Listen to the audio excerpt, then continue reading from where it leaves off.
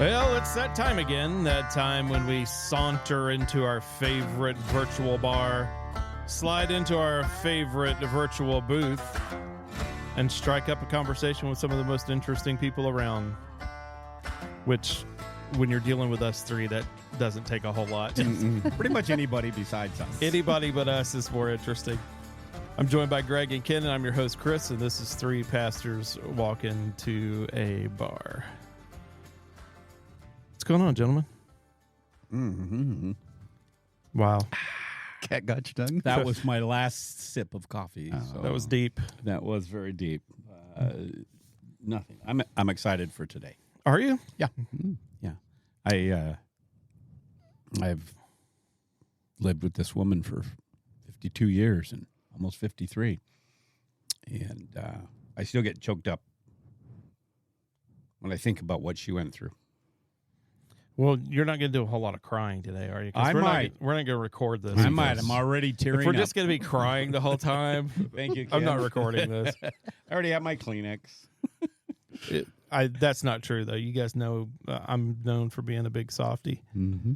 So where? You mostly in my stomach. Okay. Mostly soft in my stomach. So we have a lot of interesting people in our congregation that have really amazing stories, and part of how we learn from the past and honor their lives is by telling their stories so that others can hear them, mainly so they're not forgotten, and particularly from your generation, Greg. The generation after yours did not experience the type of turmoil that you guys experienced, and even, going beyond your generation to the generation before that, it seems like there's like this kind of stepping down of. Is that you, Greg? You're supposed to turn those things off, Greg. Is that me? I don't know. I wonder what it is. Nothing's showing up here. Well, I don't know, but some groovy music going on. Not me. Oh, It's Adrienne. It's our guest. It's the magic purse. It's our guest. Buried deep within her purse is the music box. Anyways, what I was saying is like, it seems like America has just gotten so much better over time. Like, not necessarily speaking like morally or anything like that, but just quality of life has just grown exponentially, that generations that are young now, Generation X, Generation Z, my generation onward, even though my generation is moving into the older generation phase, we have not experienced hardship like depressions and wars that we have experienced. Right. We've experienced personal wars that have come home. Yeah, I mean, we've experienced war on television.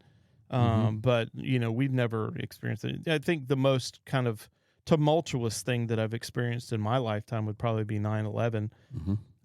But even that was tumultuous without peril. And so, that's something that's lost on newer generations. Not that that's a bad thing. It could be, because the old idiom, what is it?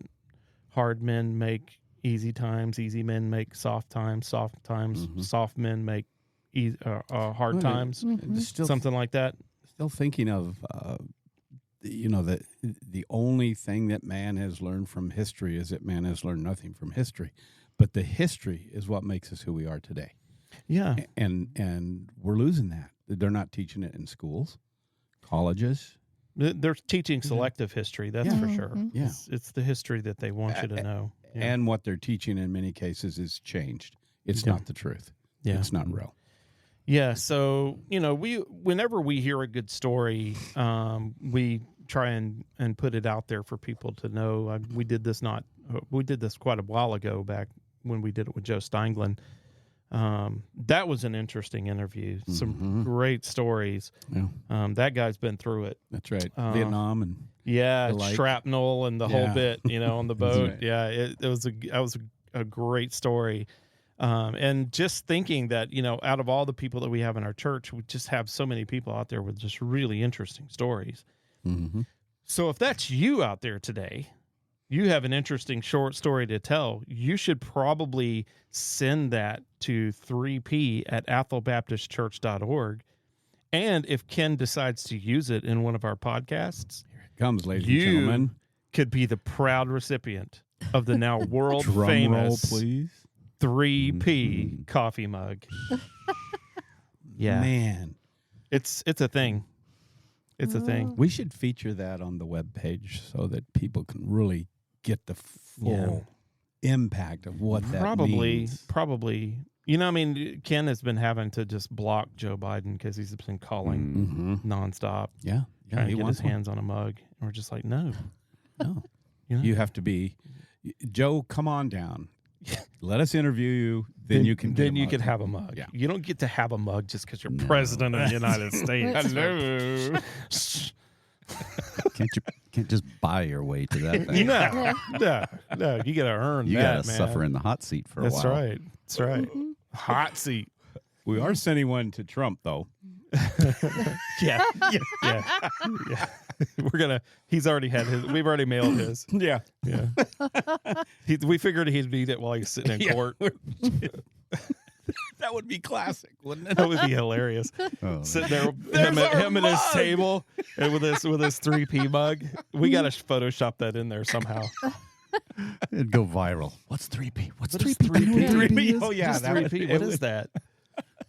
We got to get that Photoshopped in. We got to get our promotions director working on that. Uh-huh. Promotions director, if you're listening, Photoshop you're 3P mug into Trump court case on the judge's desk too. There you go. Yeah. Everybody gets one.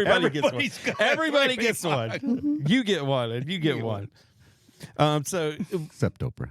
so I'm with you on that one. I think probably there's a little bit of reference here. The Hungarian People's Republic was a one-party socialist state from August 1949 to October 1989. It was governed by the Hungarian Socialist Workers' Party, which was under the influence of the Soviet Union until opposition forces brought the end of communism in Hungary. So, Greg, your wife, who's here with us today, Adrienne, say hi, Adrienne. Hello. Your family lived in Hungary during its socialist years before your family immigrated to America, right? Yes, they did. So just give us a little insight into what did the day in the life of a young Adriana Berry look like? And what did your house look like? What would your community look like? Paint a picture for us. Can I start off with Adriana Bognar? She wasn't Berry back then. I don't Just know. saying. I know. Oh, yeah. I'm not you going to can say leave that. out, Yeah. Greg. Adrienne Bognar. Yeah, especially since at our graduation, they didn't pronounce it right either, and it was like What is it? Adriana Boner. Yeah. Ooh. That's There were bad. some chuckles that went through the crowd on that one. That Yes. was So yikes. let's just leave it. Yeah. That's rough. How do you pronounce it? Bugnar. Bognar? Bugnar. Bognard. Mm-hmm. Oh. So And there's a story there, but we yeah, probably but don't have that's time another for all of these podcast. stories. So going back, I was during the when the revolution broke out, I was almost 6. So, there's a lot of things that I don't remember, but there are things that stick out. But I had the opportunity to live in Budapest in the city and also on my grandpa's farm out on the east part of east central part of Hungary, named Karcag, and those are my best memories there. I have a lot of pictures of me out on the farm there, and my grandkids always crack up because I'm always half naked. But that's the way it was, you know. Yeah. And so, what specifically do you want to know about those times? What was life like? Like, what you wake up in the morning? What did your room look like? What did the house look like? Okay. What did you do? Like, what was your daily kind of thing that you did? So, the apartment we lived in Budapest, there was several of them. And I remember one, and I was only 3 years old then, but I vividly remember this little apartment that we lived in. And it was basically a kitchen and a living room the living room had our beds in it, and also a sitting area. And in Hungary, and I don't know if they do this today, but when we moved to our other apartment, in order to cook dinner, you went to the open market every day or 2 or 3 times a week, and you brought home the vegetables because we didn't have refrigerators, and there wasn't necessarily there was butcher shops, but that was for big meat, beef and pork and things like that. But if you wanted to have chicken for dinner, you would go to the open market and you'd buy a live chicken and bring it home, and it would run around in the yard for a certain amount of time, you know, whenever it was going to get eaten for dinner. And so I remember this particular time very fondly because I loved this particular chicken. And I can't tell you whether we had it for a week or for a long time before it finally got butchered and we ate it for dinner. But of course, one day it disappeared, and I was just brokenhearted. I couldn't find it anywhere, and of course, lo and behold, you know, I don't know how long afterwards it comes out that we ate it for dinner, you know. And So it was one of the... You couldn't find it because it was in your small intestine. Yeah. And it was one of those moments of, like, what? There's no Santa Claus? Anyway, so that just sticks out in my mind, me running around after this chicken and sitting with it and just letting me pet it and love on it and whatnot. And so that's a memory in the apartment in town in Budapest. And then out on the farm, my grandfather raised sugar beets and carrots, and I'm not exactly sure whether there was a couple other crops, but I don't necessarily remember what.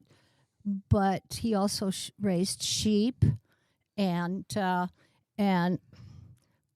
just remember fun times on his and it was a sod house with dirt floor.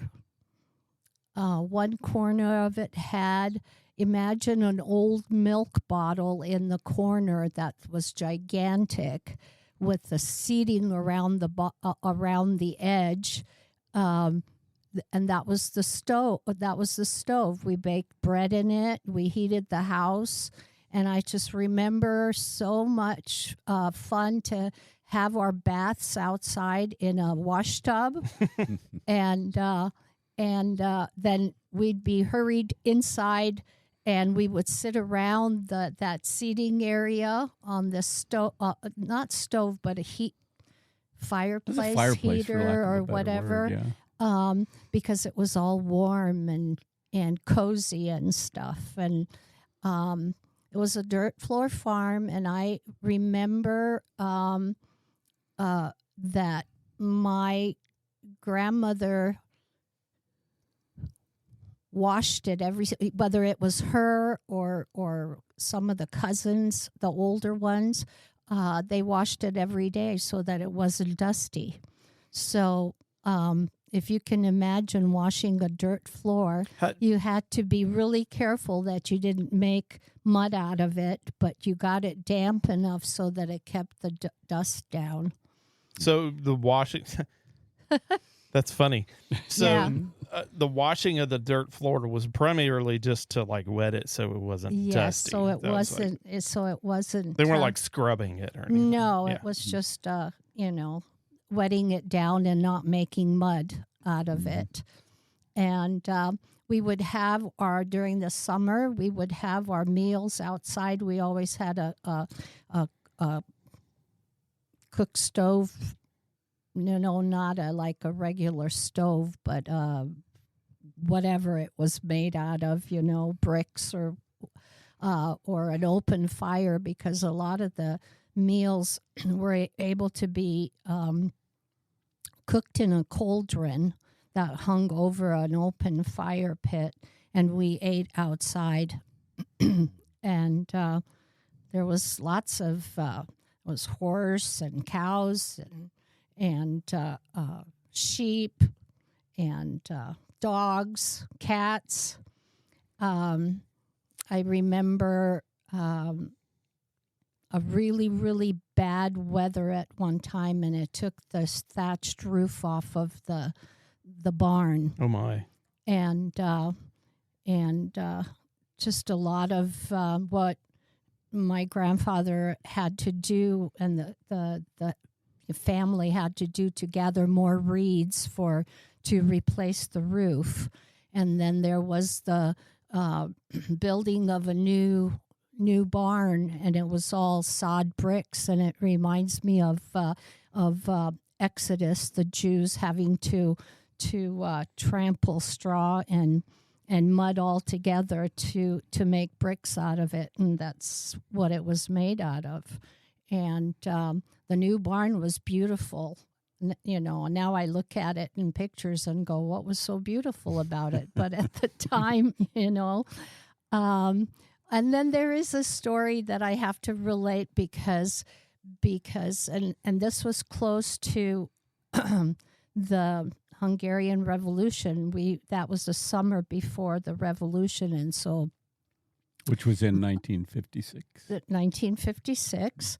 My cousin and I were 5 years old. We're only a month apart, and we were given the task of my mother, my grandmother, grandfather. Everybody was out working in the fields, and we were given the task to go to get some kind of key. I can't remember what kind of key. To 2 5-year-olds, go back to the house, and such, there's the key, and bring it back. Okay. So on our way, of course, we got sidetracked in one of the irrigation ditches, and we probably spent, who knows, a good half hour throwing mud at each other, smearing it everywhere. We just had a good old time. And all of a sudden, they came looking for us, and we were covered head to toe in mud.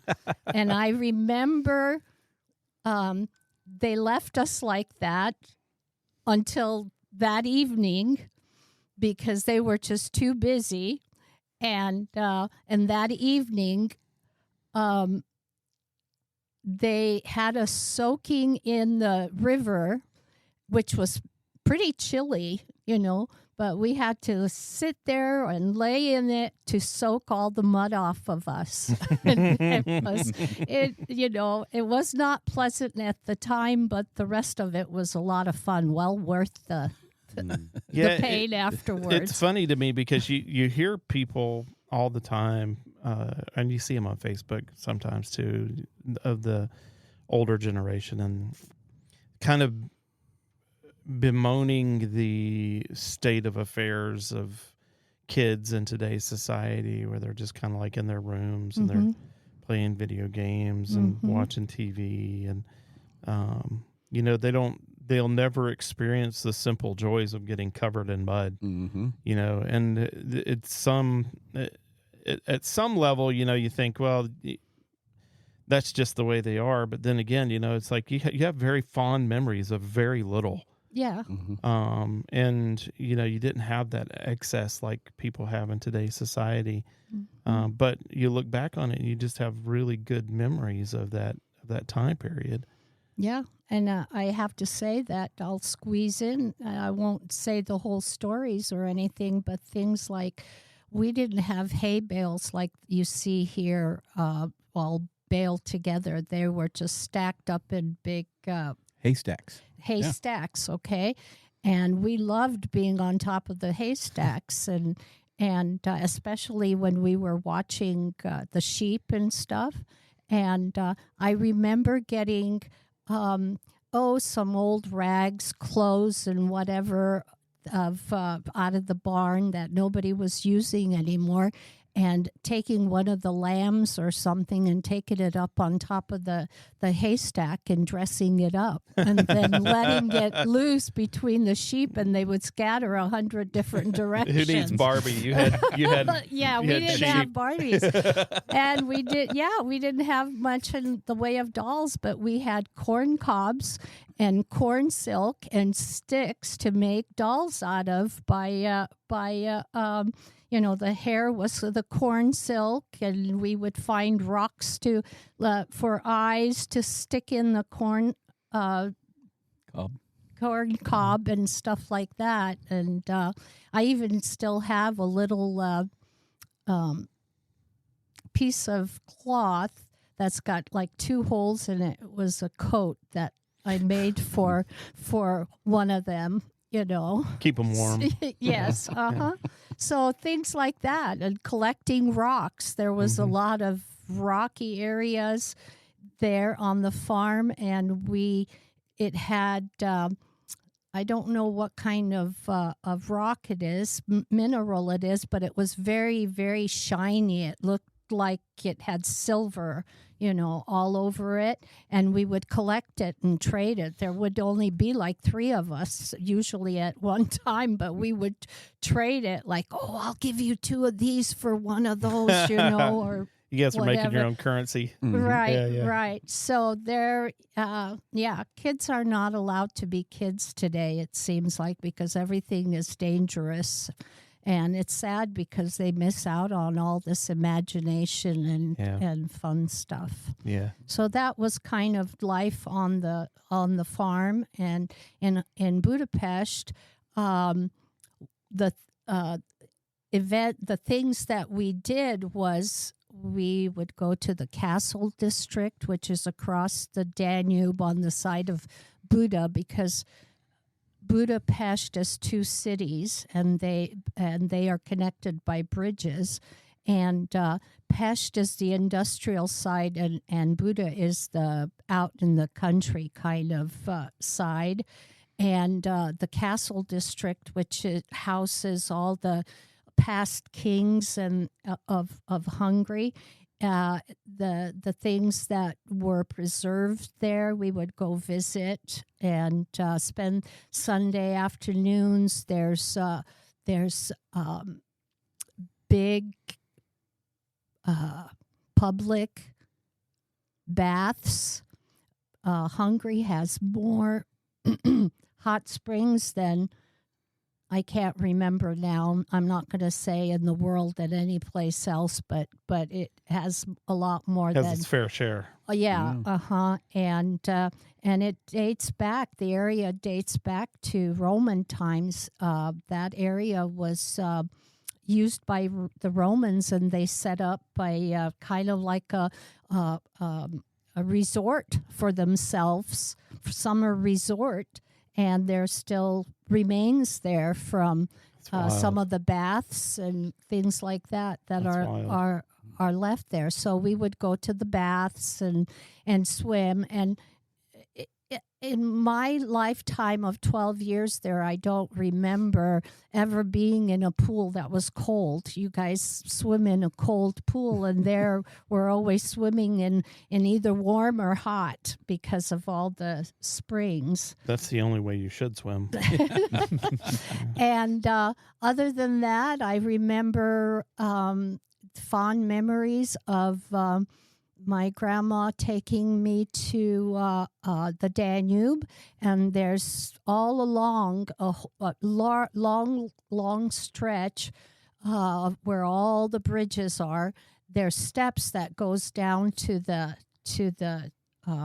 river, and it was just fun walking down those steps, sitting down, soaking your feet in the water, and spend the afternoon there. My grandma sometimes would get a beer, and she'd let me have the foam off the top of it, or we would before we got there, we would stop at a little cafe called the Gerbo, and she would get us some kind of pastry, and she would get herself an espresso, and we'd go down there and just sit and read, or just whatever, just enjoy ourselves. People So- can't just do whatever anymore. No, Yeah, no, no. You wouldn't be activity. able to just take a person down to the Coeur d'Alene River and just sit there and do nothing. Yeah, You yeah. know, get a cup of coffee and just sit there. Yeah, and you think, okay, well, you can't possibly do that because a child would fall into the river and stuff. But It's okay. you know, They float. but children were different. Also, they were a lot more managed or disciplined or whatever. Because I don't remember her ever having to tell me to sit down before you fall into the river. I would just sit there and read my book, and I was 5 years old. I think parents probably, it's not that they didn't care. It's Yeah. that they were they were more apt to just let children be children. Mm-hmm. And I think and she probably knew, I mean, you're going to get it from your book, and you probably did do some stuff Yes, that probably would freak parents out today, run Yeah. up to the river, or, Yeah. throw rocks in, or throw small animals in, or whatever, But they also expected more from children than they do now. Yeah. She sounds Yeah. like a pretty amazing woman. How would you describe your grandmother? My grandma,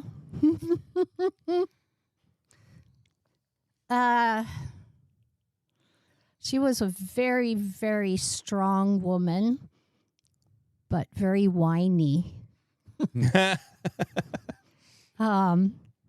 Yeah. She there wasn't anything that she wouldn't do or attempt to do to take care of her family. My grandma and my grandfather were divorced a few years before that. And so I lived during the winter with my grandmother and during the summer with my grandfather. That's the city versus the farm.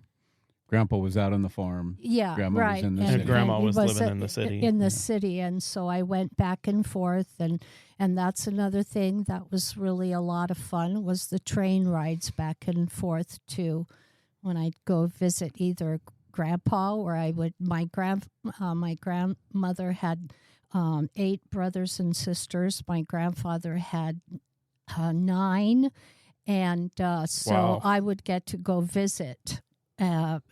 And would have to take a train, and I loved going on the train. Oh, I bet that was exciting as a kid. Yeah. So Mhm. is it okay for me to ask where's mom and dad in this picture? I'm an illegitimate child. My mother and my dad, when my mom got pregnant, my dad said that it wasn't his, and so she said, "You will never, ever see this child again."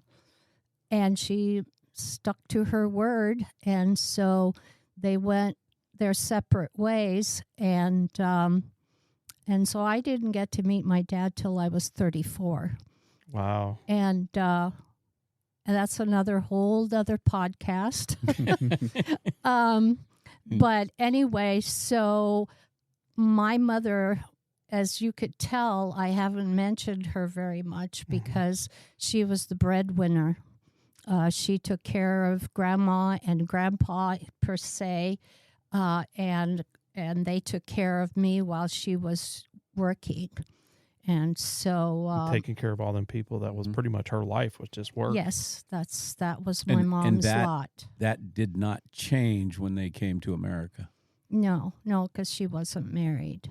So Well, you kind of get used to a way of life. And yes, that's kinda just so the way my expected grandma here. raised me, and of course, once I left Hungary, my grandfather wasn't in the picture anymore, and my mom was the breadwinner, and unfortunately, she did get remarried, but after 2 years, there was a divorce because he beat her up on a regular basis. So, so she just continued to be the breadwinner of the family. Yeah.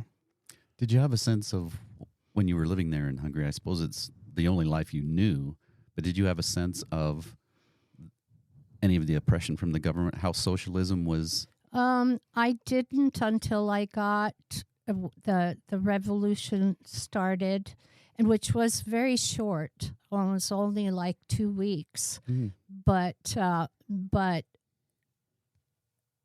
after that, till I came to the United States,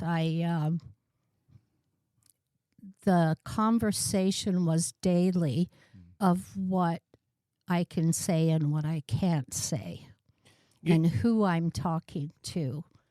Can we table that for just a second? Yeah. Because I want to run down a train of thought real quick.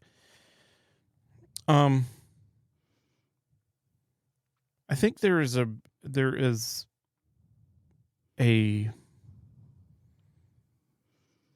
thought that marriage problems, family problems, things of that nature are really only prevalent in today's society. I'm a firm believer that there's nothing new under the sun. I think that those things have been going on for a very long time. Yes, they have. And I think your story is evidence of that. But it seems like that the older generations dealt with it differently, if not better, than the way that people deal with those types of traumas today. What do you think? What do you think the difference is between the way people deal with those kind of childhood traumas now and the way that your generation dealt with it? Honestly, I only know my side. I don't really know as far as what other people did in situations of divorce. But in my family, it was, I really don't know that I was loved by both sides and wasn't abandoned. My grandfather did as much as he could, just as my grandmother on the other side did as much as to take care of me, to do to help my mom so that she can be a breadwinner. So I think I was talking primarily about when your mom remarried. That wasn't until 1964. So you were well on your way to adulthood by then. Yeah. And so that was a lot different at that point. Yes. And she remarried after that abusive relationship. Yeah, but not for another 6 or 7 years. Okay. So and that one lasted till she died in 97. Okay, so it's fair to say that your childhood, although it was rugged in certain ways, was filled with people that cared about you Mhm. and Oh, yes. loved you and that were good at Mhm. working with one another. Yes. Okay. Yes. All right. That's and fair. and I have to interject there that my grandma especially was very much loved the Lord. She was Catholic. We were all Catholic, but it was very important to her for me to know that there is a God that is going to take care of us, and so that was something else. Like what I said, being careful what you say and Yeah. to who you say it to. But to me, God was very much present. Yeah. I think moving on from that, I think probably our listeners can kind of glean from that whole portion of the story that there's nothing new that anyone is experiencing Mhm. that someone hasn't experienced Mhm. the same or worse. And that means that you're not alone in your suffering. If you are experiencing trauma or something like that, make sure you're reaching out to someone because you're not. It's not something that you need to be ashamed of. This has Right. happened forever, Mhm. it's part of the human sinful condition, Yep. and we just have to be able to work together to make that a better thing, right? Mhm. So, moving on from that, I do want to get into the spiritual concept a little bit, but tagging on to what Ken was talking about, there was a shift in the way that Hungary was governed when you were very young. Before the revolution, do you remember there being a sense of patriotism in Hungary? Were people proud to be Hungarian? I think people in Hungary are always proud, whether they're depressed or not. They're very proud to be Hungarian. Mhm. And if you ever done any Hungarian history, they haven't made the best choices all along in the 1,200 years that they've been around, or at least historically, as far Right. as written history. They're all very proud to be Hungarians. One But- thing I did also, I was shocked when I started doing a little bit of research on Hungarians and the number of inventions that were brought about by Hungarians. The ballpoint pen was first introduced by a Hungarian. One of the most frustrating things in the world, the Rubik's Cube, was created by a Hungarian. And there is a myriad of inventions from the Hungarian people. So, given that, what was the seed of the revolution? Well- Obviously they revolted against something. So, what Yes. was that all about? Okay, so obviously, because I was only 5 years old, Right. I really didn't know that Right. those kind of underlying things. You were kind of experiencing it, but it was just kind of like a life that was happening around you. Right. Yeah. It wasn't. And so, did you want me to get into?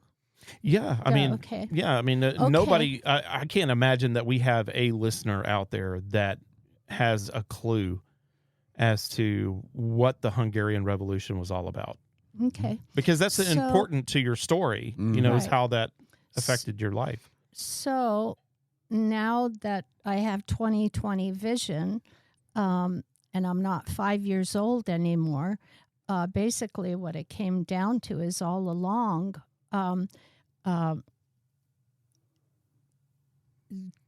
people were unhappy from the time before World War II. I mean, World War II, our leaders gave us up to the Nazis to align with them. The people didn't want that. The government did it because they felt that way they could be not harmed being an ally to Germany would keep us from being taken shot, over. And all of that stuff. But the people didn't want that. My grandfather spent quite a few years in jail because of speaking out against the Nazis and all the wrong things that were going on, and then when socialism took over, the Russians came and liberated us from the Nazis. Then they took over Hungary as a socialist republic or whatever it's called, and put us back into an oppressive state that the Hungarian people didn't want, and it was just an ongoing thing, because back in the 1800s and First World War, that was Austria and Hungary.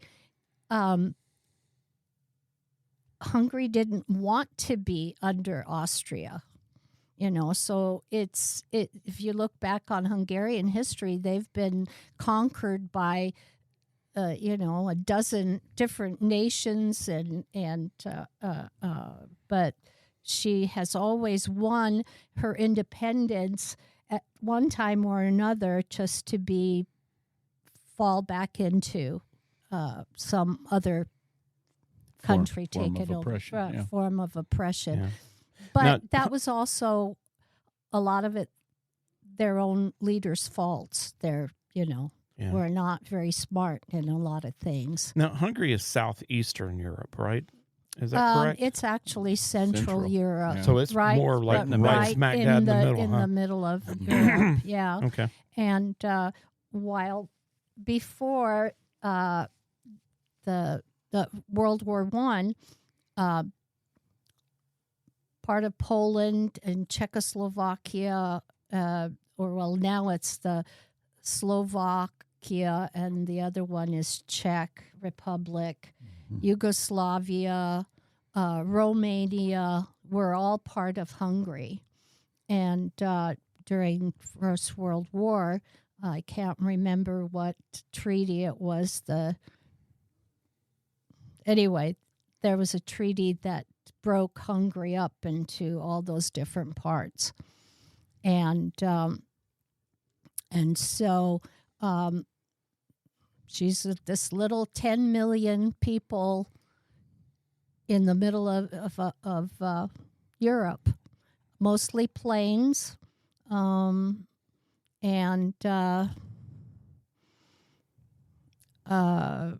there's some mountains and forests and things like that in the eastern part, but mostly plains, very good farmland. Yeah. Yeah. So coming out of Hitler's Nazi Germany, being liberated, quote unquote, by the Soviet Union to fall into some type of a communist republic, which I'm guessing that means that you had some type of representation, but the economy was communist or socialist. Yes. So what do you remember any of that, like what that looked like at all? Do you have any recollection of what it was like living under a socialist economy? Well, it was a lot of standing in line for bread or whatever, I have to say that after the 56 revolution, things eased up somewhat in Hungary. We got a prime minister that, even though he was underneath the Russian rule,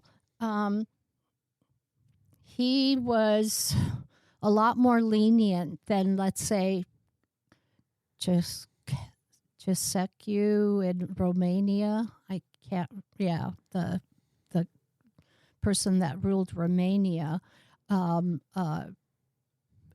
We didn't have it as bad after the revolution as they did, because of our leader. Even though he was communist, he he seemed to get more, um, you know, food for the people and all of that, so that there wasn't as bad as in Romania. Before the revolution, well, number one, I don't remember that part so Right. much because I was only 5 years old. But as I grew, and the more I heard from grandparents and friends and things like that, the more I realized what kind of place I was living in. So from their perspective, what did it look like? Well, of course, there was always need of some kind, whether it was for clothing or food or place to live, and I think one of the biggest things from my grandfather's perspective was the fact that he and his now new wife and their family and brothers and sisters, because they all had farms, it wasn't theirs, really. The government owned over 50% of it, and so they worked their fingers to the bone, and they still had to scrape to get by because all the produce, everything went to the government, over 50% of it. And so people had just had it because when the Russians liberated us, they said, oh, there's going to be fabulous life now, lots of food, and there won't be any need for anything, lots of jobs, and so on and so forth. Everybody's going to have equal levels of poverty. And right. That is basically what it came down to, is equal levels of poverty, except for those that were in the government. They lived in luxury. They're the ones that had the cars. They're the ones that had the televisions. They're ones that, in my young mind,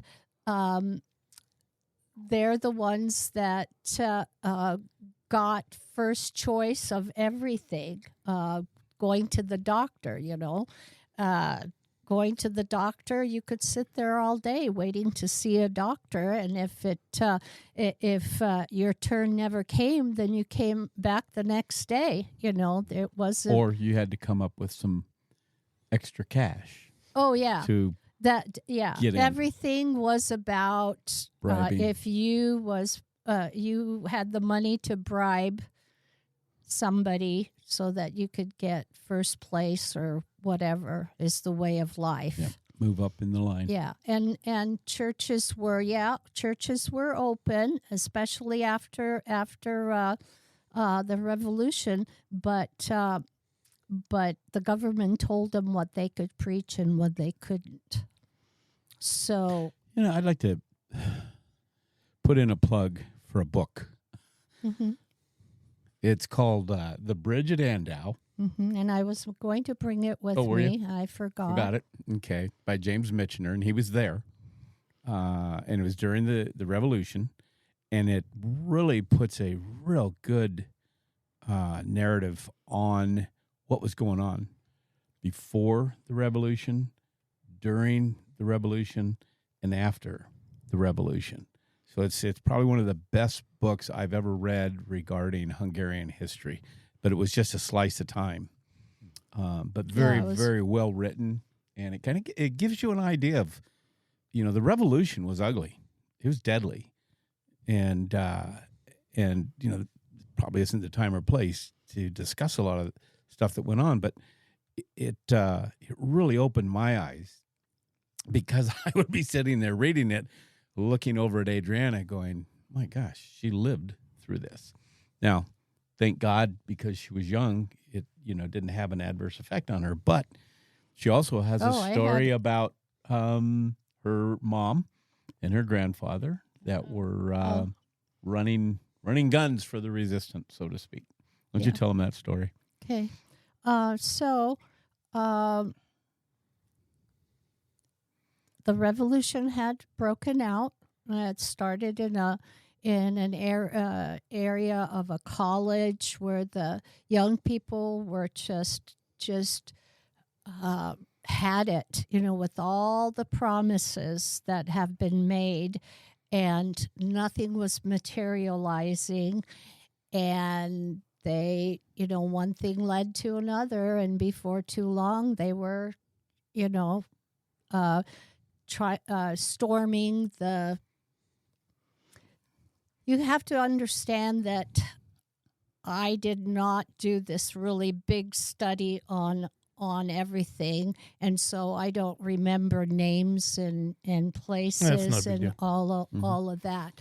But anyway, and then the Chapel, which is the most concentrated area on the Danube. It's an island on the Danube, and it was super industrial, and all of those workers joined the college students, and before you knew it, it was an actual revolution. Well, I didn't learn about my mom and my uncle and my grandfather being part of that until much later, when I got much older. One incident was that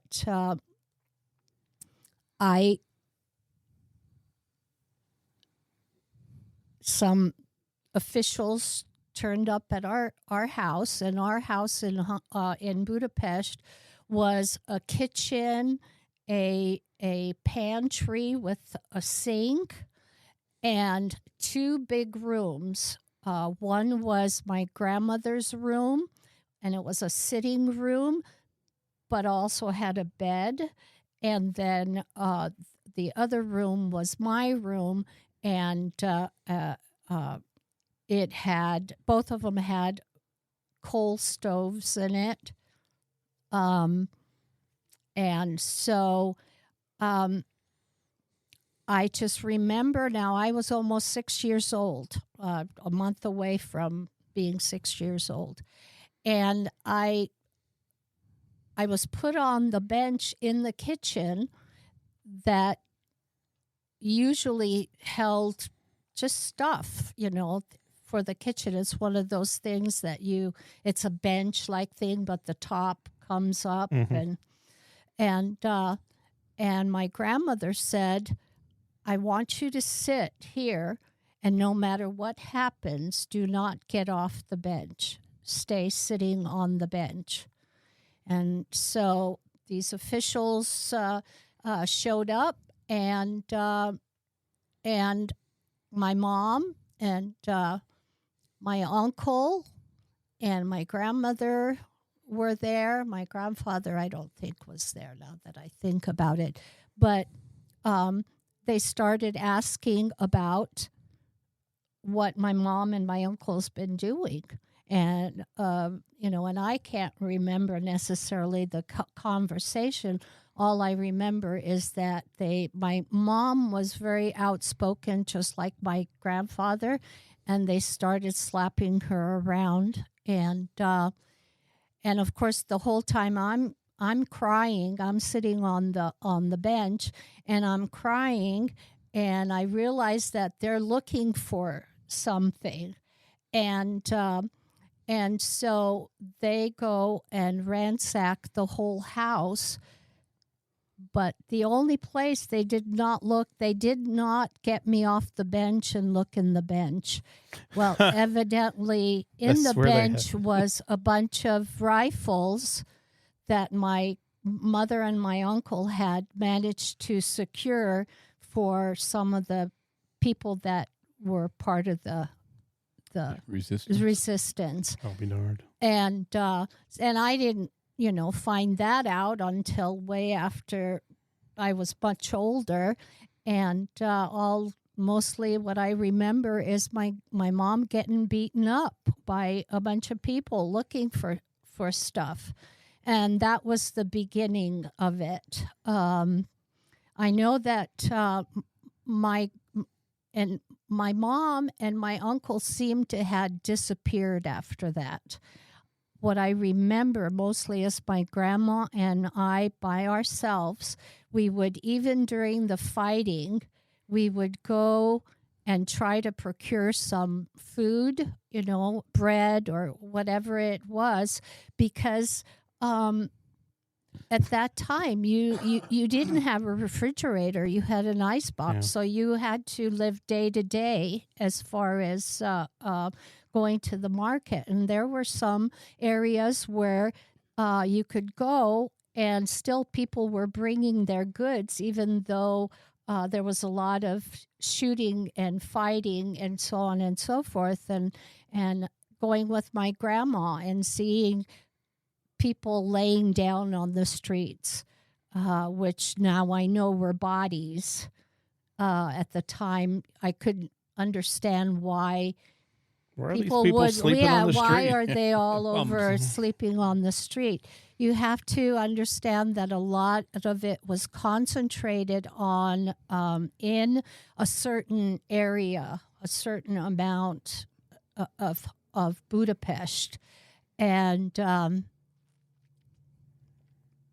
the Danube, the people that opposed the communists were not much better than the oppression of the communists, in the sense that they hung a lot of people in the park there. But then it was after the revolution, then it was the government that hung a lot of people in the park on the trees because of their rebellion. And so my mom and my uncle, realizing that they were probably going to be one of those, made a plan to escape. Now, my mom only had me, but my uncle had 3 children and a wife. So whatever plan they came up with, they were going to escape to Austria. And the way those kind of things worked was that so-and-so knows so-and-so, and they'll give you, some a place to stay until, so-and-so can come and get you and show you where it's a good place to escape through the border. And so the plan was that my uncle was going to go and find out where the best place was going to be to cross, to bribe somebody to get us through, so on and so forth. And so he said, I might be gone 3 to 5 days. Don't leave without me, but I shouldn't be more than 5 days. Well, after 3 days, my mom just couldn't wait any longer. She just felt that it was just too dangerous, too many things going on. And and something I need to mention is that my mom, when I asked her about a lot of things, she didn't tell me all the gory details. She said, that's in the past and I don't want to relive it. And so let's just leave it at that. The how it happened, but going to leave the gory details out. And so I don't know exactly. All I know is that after 3 days, my mom said, I'm going, even without Jimmy and the family. I'm going to go on my own, and I just don't want to be caught here. And my grandmother and my grandfather said, you cannot take Audica with you. You have to leave her here with us because you'll have a better chance by yourself instead of with a small child with you. So they agreed on that, and so they left me be. She left me behind with my grandparents, and she went and escaped on her own. She did not go through the bridge at Andau. There was many other places, but to cross. But she managed to get herself to a Red Cross station in Austria, and she was taken to a kind of an immigration camp until they could decide where everybody wants to go. And she managed to get on a cargo plane going to Amsterdam, and then from Amsterdam to New York. And she got to New York and was placed in a place called Camp Kilmer, Kilmer. And she was there about 3 months before she got adopted out. That's how immigration worked at that time. Somebody had to come and give you a job, hire you and house you until you were able to get on your feet. And that's how she made it through. Now, after 5 days, my uncle got back, and, my mom's gone. And so he took my aunt, his 3 children, and the grandma from my aunt's side. And they went through again. They didn't go through Andau. I recently asked my aunt about it, and she said, no, that's not where they went through some marshes. One of my cousins was very ill with appendicitis, which I'm surprised that he didn't die before they got to the Red Cross station. And but they drugged him up basically with a lot of alcohol so he wouldn't be crying, because my cousin was almost 6. My other one was 3, and the one that was really sick was like a year old. And so they drugged him up so that he wouldn't be crying and drawing attention. Making a lot of noise, yeah. And my aunt said that they did a lot of crawling on their bellies to get across the border so that they wouldn't be seen, because there was a lot of floodlights, and my uncle had to bribe some of the soldiers previously to where they crossed. And then just trust they were going to keep their word. Right, yes. And so when they did finally cross, they went to the Red Cross again. They were in a place where they held them until they knew where they were going. And they didn't know where my mom had gone. And so because Teddy was also very sick, they had to stay in Austria for a long time until he got better. And then they missed the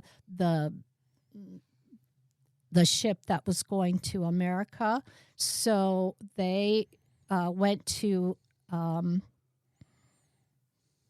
Amsterdam also. And they stayed there.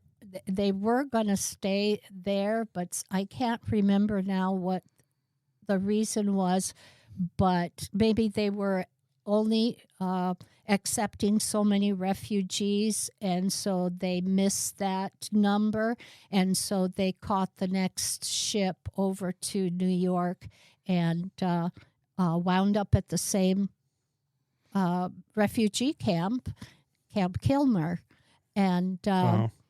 and of course, by the time they got there was like 3 or 4 months later. And so my mother wasn't there, But my mom said that one day she had to go over there to sign some papers and whatnot.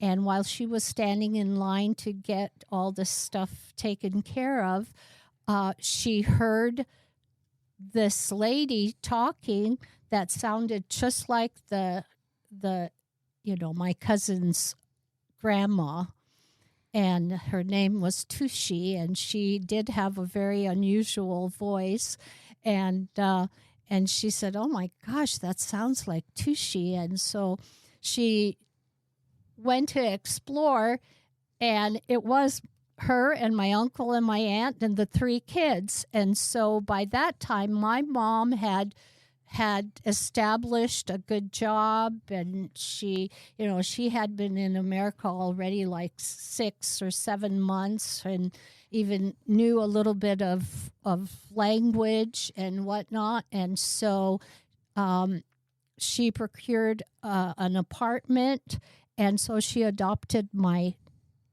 cousins and my aunt and uncle out of the immigration camp. Wow. So, What are the odds? Yeah. yeah. Right? It could be the script of a movie. Yeah. You know, I mean, Could. it could play out in your mind just like a major motion picture. And the interesting part is thousands. There are Yeah. thousands of stories, Like that. you know, just like this. God's that providence it is just blows amazing. me away. But But having lived it, that's I didn't get saved until I was about 32 years old. And looking back on my life, I can see how God was in everything. There was a lot of other things that happened through that time between 56 and 63 that I came. And God was in all of it, getting me through to the day of salvation. Because there's just a lot of other things that a lot of people wouldn't have been able to go through, that I got stories, that. But anyway, so basically the revolution was only like 2 weeks. The first 4 or 5 days, the Hungarian people looked like they were able to drive the Russians out. And they were celebrating that, yep, we did it. Hallelujah. Everything is great. And a week later, they came back with full guns and tanks and wiped out the whole city. I think about 200,000 people died. Wow. And so it was very short. But like I said, after the revolution, it seemed like the government eased up somewhat and provided a little bit more. Life was somewhat better than it was before. But as I got older, now I'm, 7, 8, 9, 10, 11, 12. Some of the teachers hated me in school because they knew my mom was in America and they were communist, part of the Communist Party. And so we had not just report cards, but we had attendance and behavior cards, okay, for the year. And every year you got a new one. And from this particular teacher, not only did she use up every page that was in there, but she had grievances about me all the way around the Wow. edges and everything completely filled up. and we still have those. And so I have my report cards, but I don't have that. Don't have the letters. Anyway, so basically, during the revolution, like I said, I don't remember after my mom got really beaten up at the house where she went or what she did, but once the Russians came back in with the tanks and stuff, we had to go hide. And one of the apartments, my grandmother was the janitor in the apartment we lived in. There must have been like 20, 25 families that lived there. And she was the janitor, and one of the apartments was rented by the Communist Party. And during the revolution, I remember my grandma going up there because I went with her. She didn't let me out of her sight because the revolutionaries were ransacking the whole thing and throwing papers out and burning them off the balcony and everything. And my grandma, because she was afraid of the party, wanted to go up there and stop them because she didn't want to be in trouble because she's the janitor. She was the one responsible for everything that happened in the building. And they told her, they grabbed her and told her that if she didn't shut up, they were going to throw her off the balcony along with the papers and stuff. So that was a kind of a scary moment. They didn't do it, but so then after that, the Russians came in with the tanks and everything. The apartment building next to us was completely destroyed to the ground. We hid out in the basements because everybody heated with coal. And so underneath the big apartment buildings was basements, and everybody had their own little cubby hole for coal, and you'd bring up a bucket full of coal for 2 or 3 days or whatever. And so we had to hide out down there, and I can't remember how many days and stuff, but there was probably a bomb shelter underneath also, because I remember after a while of hiding in our coal bin, which was pitch dark, just a candle type thing, and the smell of it, to this day, when we go to his sister's house in Spokane, they have a 1906 house, and they have a basement that has still a lot of one area is just dirt. Yeah, it's just dirt. The walls and the everything. walls, and it's got that smell to it. Musty. That I have to run out of there because it just brings up all the stuff of hiding and listening to the bombs and everything. And then we went to this area where there was one light, and I just remember there was lots and lots of other people in there, and their children crying and moms, huddling their children together and all of that stuff. And I don't remember how long we were down there, but I just remember the electricity went out, so we were in there in the dark. And so that's basically when we came out of there. I just remember the desolation outside, And so that was the 2-week ordeal that probably seemed at the time like it was endless. It was never going to end. Mm-hmm. So how did you get to America? So the borders were immediately closed. And so there was nobody going in, nobody coming out. And it wasn't until 1963 that my mother was able to the borders opened, and my mother was able to get a visa for me, and I immigrated to the United States by myself on an airplane for the first time. I had never even been in a car, and landed in JFK. Reunited with my mom and my uncle and aunt and 4 cousins. And the rest is history. Wow. That's So- quite a story. Yep. So how does it feel when you look at like the news and you see, college kids in Hungary, they were fighting against the oppression of socialism. Mhm. And then here you have college kids that are fighting To have socialism. to have socialism.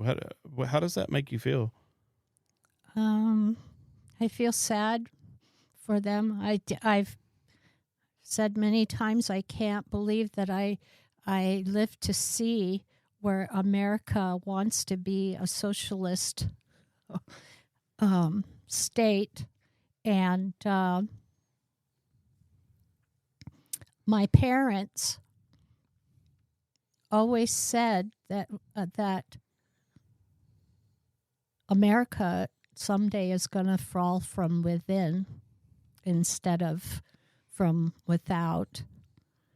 So, and it's coming true, and I'm glad they're not here. My dad passed away in 2005, and my mom in 97, and my grandmother in 2001, and I'm glad they're not here to see what they sacrificed to get to the land of the free, and now people want to usher in oppression that they have no clue about. And earlier you mentioned that, your generation and the generation after that, they've never experienced that, so they have no clue. And not that I wish that upon my children and my grandchildren to go through an experience like that, but I believe that when you are coddled and given everything you want without much responsibility, or and we all want the best for our children, but yet without adversity they know nothing about how to, when really something bad comes down, how to defend themselves, and they don't. A lot of times it's like that'll never happen to me. I was talking to Greg's sister one time about how we're losing the freedom of speech, and this was like 20 years ago, and she goes, "Oh, that'll never happen in America." Here we are, and so it's very sad. I love this country.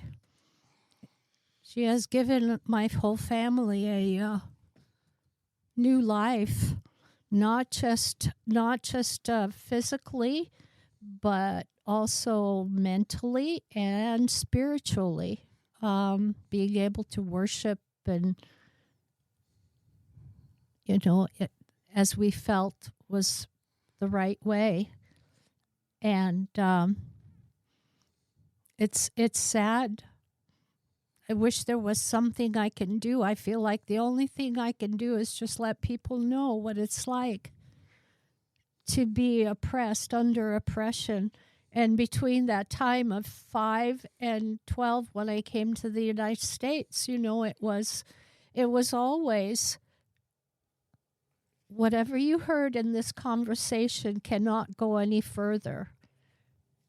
You don't know who you're going to talk to, and they're going to turn you in, because there was lots of Hungarians that were communists just because that way they had a better life.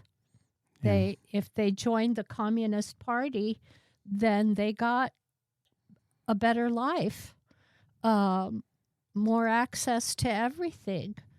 And so while I have to say I had a wonderful childhood, because some of the things I relate to you from when I was little, and then as I got older, there was always ice skating and more adventures on the farm and all of that. Very simple life, but it was always like walking on eggshells, so that you don't say the wrong thing. You're not with the wrong people, possibly. And then, of course, seeing my grandparents, how they made ends meet. And even though they supposedly they had their own farm, but they really didn't own it and had to give most of it away. And there was no customer service, because everybody got a job with the communist government. Everybody had to work, whether they wanted to or not. And who cares what kind of service they gave you? You should feel privileged that you're even gonna get some service, know. So yeah, I know that my story is nothing compared to what a lot of other people have gone through. The suffering that they're going through right now. But it's my story, and I wish never for anybody to have to go through any of that. How little, how much.